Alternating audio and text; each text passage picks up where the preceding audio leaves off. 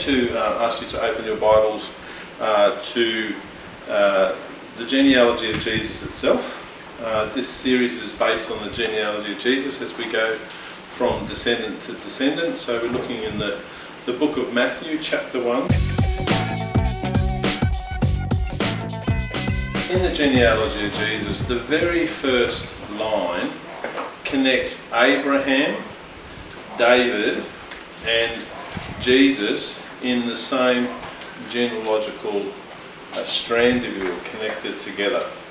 The other thing which you may have looked at or heard about or noticed yourself or explored is that the genealogy of Jesus is separated into three components, and each of those components consists of 14 verses each. Have you ever noticed that? So a lot of talk about, well, how can it be so perfect? So I'm going to look a little bit about Matthew. I don't know, at the moment we've got the Chosen series of movies that are playing, which we can watch for free around the world, and they've been portraying Matthew as this, what can we say, a fairly nerdy or insecure personality, and a person who's disliked, but he's very, very particular about his paperwork and about understanding the laws of his faith, etc. So this is the Matthew who wrote the book of Matthew that we read today.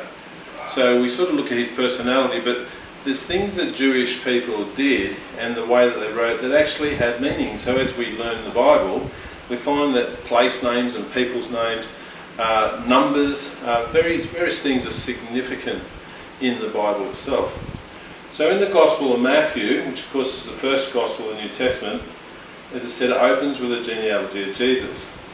So Matthew presented the names of this genealogy in three sets of 14 generations each. So it goes from Abraham to David, was the 14 generations. From David until the captivity in Babylon was another 14 generations. And from the captivity in Babylon until the Christ came was another 14 generations. So we have three lots of 14. So 14 is a bit of a strange number. There's other numbers in the Bible which we call that are significant. You may know some of them. They're number 7 for one. 7. And another one is, what's another number that's significant in the Bible? 40. 50. So, and they have purposes behind them, but in this time we're looking at the number 14. The number 14 doesn't have any significance anywhere else in the Bible excepting in the genealogy of Jesus. So it's actually an example. So we're going to go into a little bit of understanding in context at the time that it's written, because obviously Matthew was a Jewish person and they wrote in particular ways. So I'm just going to give you a little bit of a background understanding why it's separated into these groups of 14. So the number 14 is an example of what's called gematria, which is spelled Gematria. I'll repeat that again. Gematria, Gematria. And what it is, it's a Jewish interpretive method that assigns numbers to each Hebrew letter. So for example, the first Hebrew letter is called an aleph, which is actually like an apostrophe in English, but it equals the number 1, or what they call Dale, which is a D in our language. The fourth letter, for example, equals 4, and the Vav, the sixth letter, equals 6. So it means that the actual letters, where we have numbers that are separate to our letters, their letters actually become a number in their language. So it works a little bit differently. So gematria calculates the numerical value of a particular word. So can you imagine that? So each word has a numerical value. So you may not have heard of this before.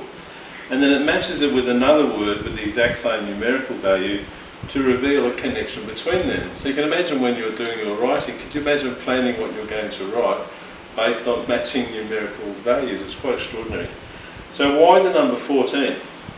So Matthew builds the genealogy of Jesus around the number 14 because David's name in Hebrew actually has the value of 14. So the numbers or the letters, Dale, Vav, and another Dale, So what we're talking about is D, the Dale, the vowel is an A, the V for the Vav, so that's another, so they're only the consonants, they don't count the vowels, and the Dale again at the D, so D, A, V, I, D, so the D, the V and the D. So these numbers are 4 plus 6 plus 4, and they actually equal 14. Okay, so David is also, if you're looking at genealogy, he's actually the 14th name listed in the genealogy. So we see the syncing together. So the emphasis on David to connect Jesus prophetically to the Messiah who will bring the everlasting covenant first given to Abraham. So this connection is made through the opening line of the genealogy, which says, a record of the genealogy of Jesus Christ, the son of David, the son of Abraham. So each of those values come to this number 14. So Matthew, as a Jewish person writing with these understandings of numbers, used this method to construct the actual, the layout of the genealogy of Jesus. So this is why it's separated into the 3 14s. It's done on purpose.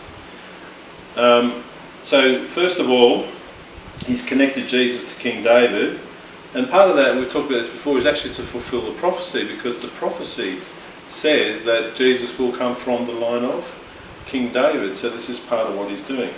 But he's also presenting, as a Jewish person, the genealogy in the way that they would have written in the day.